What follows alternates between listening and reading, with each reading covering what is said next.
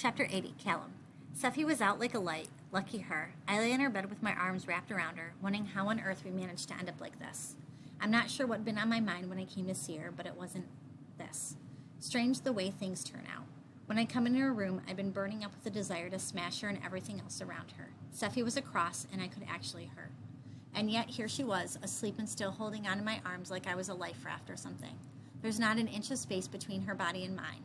I could move my hands and anything I'd like, caress or strangle, kill or cure, her or me or her. I lifted my head to make sure she was really asleep. Eyes closed, regular breathing, in, out, dead to the world. Lucky her. She turned in her sleep to face me, her arms instinctively reaching out to hug and hold me close to her. I lowered my head back down to the pillow. Each time Seffi exhaled, her breath tickled my cheek.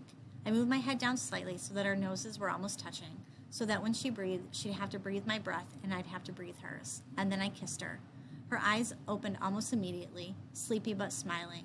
Her hands crept up to frame my face, and closing her eyes again, she returned my kiss, her mouth open, her tongue dancing against mine. Fireworks were shooting through my body. I was finding it hard to breathe. So was she. I pulled away abruptly.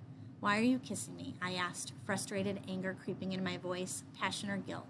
Seffi looked so sad, so hurt, that I instantly regretted my words. She went to roll away from me, but I held her arm and wouldn't let her. "Sorry," I murmured. "Maybe you should go," Seffi whispered, still not looking at me.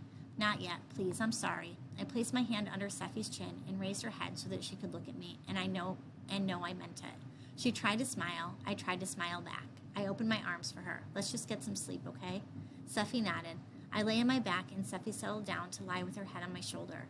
She was asleep again in less than a minute. Lucky, lucky, lucky.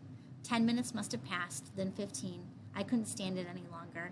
"Seffi, do you want to know a secret?" I mouthed against her ear. She moved her ear slightly away from my mouth. My breath must have tickled, but she was still fast asleep. "Here is my confession," I whispered, and I told her what I'd never told anyone else, what I hadn't even admitted to myself, the biggest secret of all. God, if you're up there somewhere, you've got a very peculiar sense of humor.